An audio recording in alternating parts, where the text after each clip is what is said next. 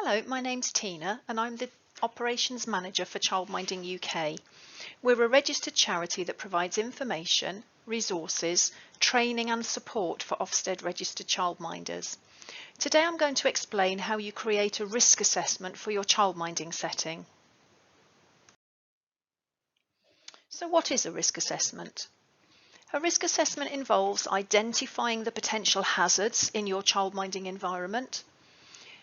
You need to identify who is at risk from those hazards and how likely the risk is to happen.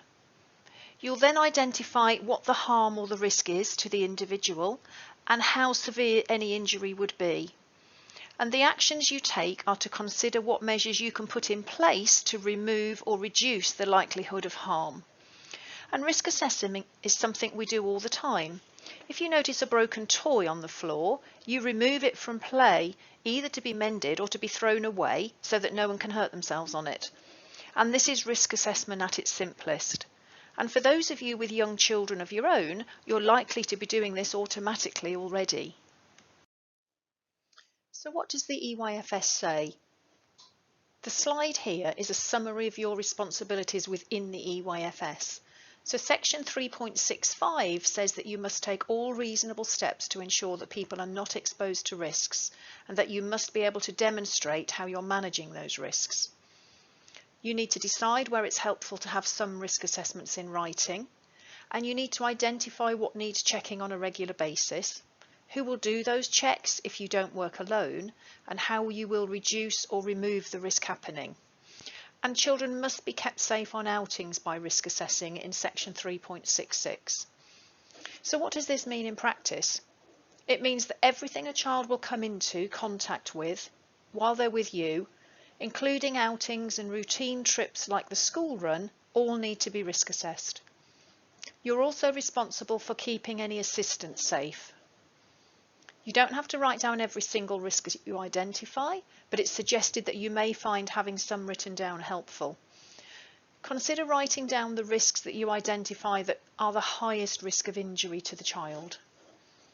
Whether you write down your risk assessments or not, Ofsted will want you to be able to explain to them how you keep children safe. Obviously, having them written helps you to show Ofsted the risks that you have identified. There are 5 main steps to risk assessing, and this isn't just for childminders, it's a standard method. First of all, you need to identify those hazards, and to do this, look carefully around your home, garden, etc., and look for things that may pose a risk to the children. Some people suggest, to get a child's view, that you go round on your hands and knees at child height. What can you see? Children are inquisitive, and rightly so, because this is how they learn, and they will touch, pull and taste what they see because they don't have the sense of danger or knowledge of danger that us adults have.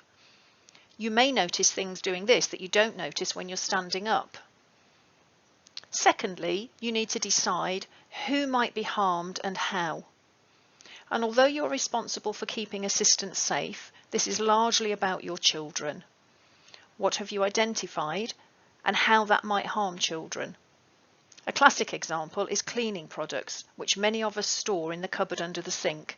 If children drink these, and they often are in brightly coloured bottles, they'll be harmful to the child. So evaluate the risk and decide on precautions. With a cleaning products example, the risk is poisoning, and the precautions are what you can do to remove that risk or reduce that risk. So you can either put a cupboard lock on your cupboard, or you can keep those products in a high cupboard out of reach. Either of those means that you've removed the risk to the children. Number 4 is to record your findings and implement them. We've already said that for childminders, not all risks need recording in writing, and you choose which ones you do record. And of course, once you've identified the risk and what you can do to minimise it, you need to implement it too. So you need to consistently keep those cleaning products out of the reach of children and not just sometimes. And a big challenge sometimes for childminders is that other members of your family may not be quite as dedicated to always putting things away. Number 5 is to review your risk assessment and update it if necessary.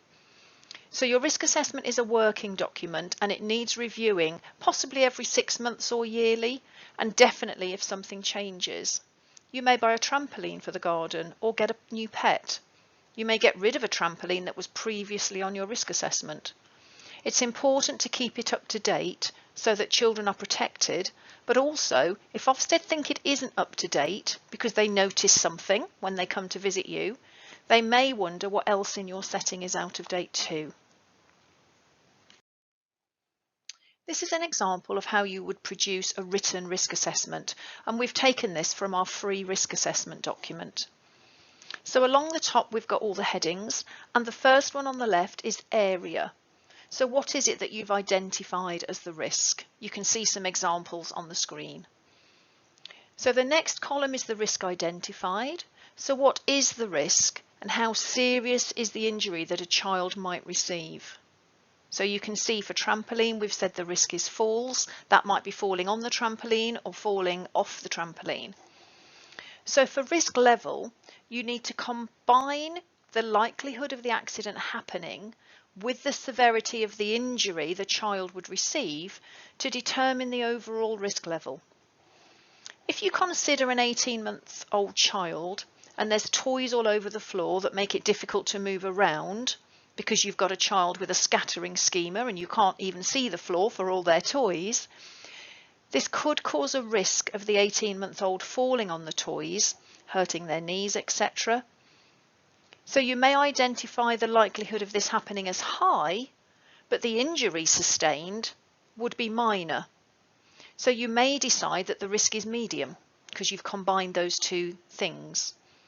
Compare this risk assessment to another for the same child. So you have the paddling pool out and the 18-month-old can walk but isn't used to walking on slippery surfaces and can't swim. The risk identified here is that the child will slip while in the water, and the injury sustained could be that the child drowns. Again, you consider that the risk of this happening is high because the injury to the child is much more severe than a child who hurts their knees, because there isn't a more severe injury than a child losing his or her life.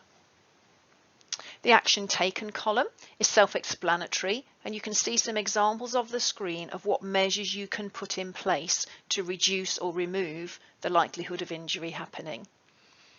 And the date added and date removed columns are also self-explanatory. And when you first complete your risk assessment, there's room for you to put a date at the top. These columns are only for you to use when you amend or review your risk assessment, alter any of the information in there, add new things and take things off, as you can see in the example. We've put together these top tips for you as you go forward and create your own risk assessments. So think about the risks that you've identified and the measures that you'll put in place, and then decide which of these you'll record in writing. You can group similar experiences together. So within your week, you might take the children to different parks and open spaces during the week. You can produce a risk assessment for visiting parks that covers all of them, noting all the risks you identify and knowing that not all will be there in each park, but that you're aware of what measures to put in place where they do. And again, for activities at home such as baking, you would only need one written risk assessment for baking, and not one for making gingerbread men and another for making pizza or another for making soup. Yes, they're all different, but your risk assessment can include all the risks, whether they're heat, knives, etc., in one risk assessment.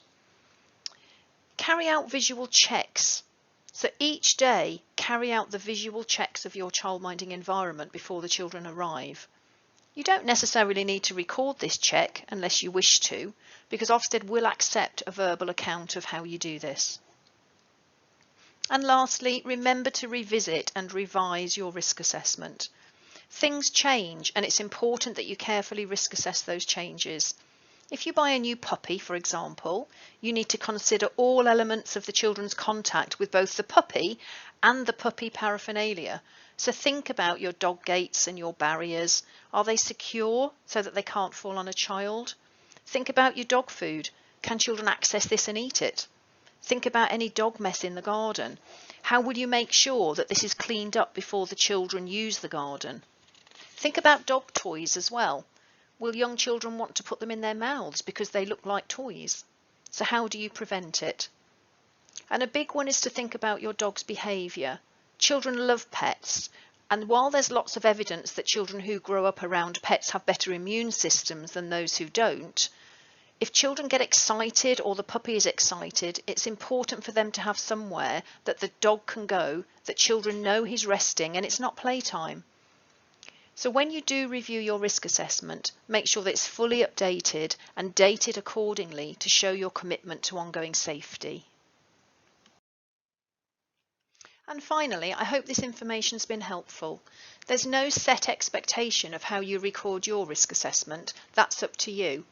But we've devised 2 different forms that you might find useful.